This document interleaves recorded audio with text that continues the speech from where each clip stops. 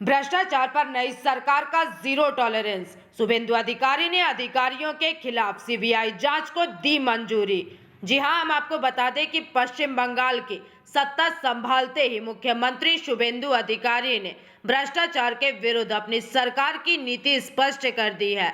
बुधवार को नवान्न में एक महत्वपूर्ण संवाददाता सम्मेलन के दौरान उन्होंने घोषणा की कि अब भ्रष्टाचार के मामलों में किसी भी अधिकारी को सुरक्षा कवच नहीं मिलेगा।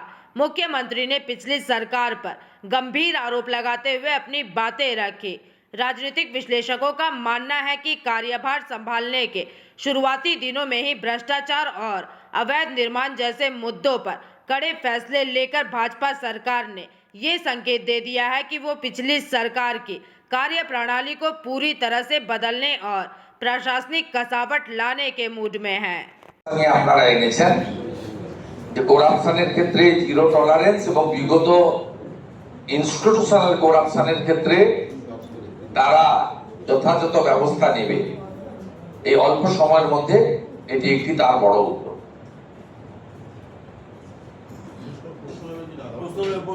Thank you. दादा प्रश्न वो आवाज नहीं जा रही, बंद किया।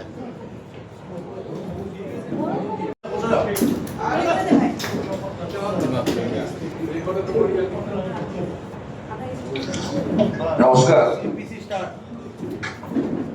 আপনাদেরকে খুব গুরুত্বপূর্ণ দু তিনটি বিষয় জানানোর জন্য আমি মিট করেছি। প্রথমত, গতকাল তিলজলা পিএসে যে আপনার অগ্নিসংযোগ এবং দুর্ঘটনা ঘটে, যাতে দুজন মারা গেছিলেন, 3 জন আহত হয়েছিলেন। কালকেই আমরা 4টি দপ্তরের সমন্বয়ে একটি কমিটি করেছিলাম এবং আমরা আজকে ফার্স্ট আওয়ারি কমিটি রিপোর্ট দিতে বলেছিলাম। এই কমিটি রিপোর্টে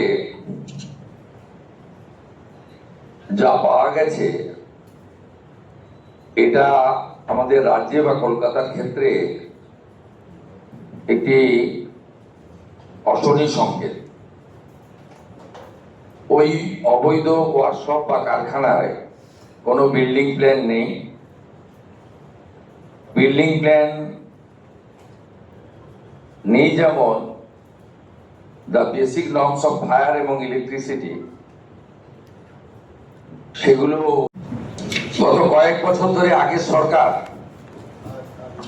আলু চাষিদের উপরে অত্যাচার করেছেন, আলু ব্যবসায়ীদের উপর অত্যাচার করেছেন। আমরা মুখ্য সচিব, প্রিন্সিপাল সেক্রেটারি পশ্চিমবঙ্গ এটি নোটিফিকেশন করে এগ্রিকালচার যারা প্রোডাকশন করেন, includes potato, food grain, well seed, fruits, vegetable, এটা অন্য রাজ্যে পাঠানোর ক্ষেত্রে বিশেষ করে আলু চাষি, আলু ব্যবসায়ীদের যে যন্ত্রণা আগের সরকার দিয়েছেন, আমরা সেটা আজ থেকে বন্ধ করলাম এবং কোন ইন্টারস্টেট বর্ডারে কোন ল এনফোর্সিং অথরিটি, কোন ফার্মার এবং কৃষিজ ফসল বা প্রাণী সম্পদ উৎপাদনকারীদেরকে, ক্ষুদ্র ব্যবসায়ীদেরকে কেউ হয়রানি করতে পারবে না। পুলিশ হতে পারে, এনফোর্সমেন্ট ব্রাঞ্চ হতে পারে এবং অন্যান্য ল এনফোর্সিং অথরিটি হতে পারে। এটা আজকে আমরা প্রিন্সিপাল সেক্রেটারি অর্ডার করলেন, আমাদের তথ্য সংস্কৃতি দপ্তর মিডিয়া গ্রুপে এই অর্ডারের কপি দিয়ে দিচ্ছে। এই সরকার অনেক প্রত্যাশা জাগিয়ে এসেছেন এবং করাপশনের ক্ষেত্রে জিরো টলারেন্সের নীতি বারে বারে নির্বাচন চলাকালীন আমাদের পক্ষ থেকে বলা হয়েছে। এমনকি ভারতীয় জনতা পার্টির সংকল্পপত্র সেক্ষেত্রেও আমরা বলেছি প্রাতিষ্ঠানিক দুর্নীতির ক্ষেত্রে ব্যবস্থা হবে, সে আপনারা দেখতে পারবেন কয়েকদিনের মধ্যে। আমরা আগামী ক্যাবিনেটে হয়তো এই বিষয়ে সিদ্ধান্ত কিছু নেব। শুধু সিদ্ধান্ত নয়, কার্যকর। আমরা যেটা আজকে ब्यूरो रिपोर्ट पीवीटीवी न्यूज।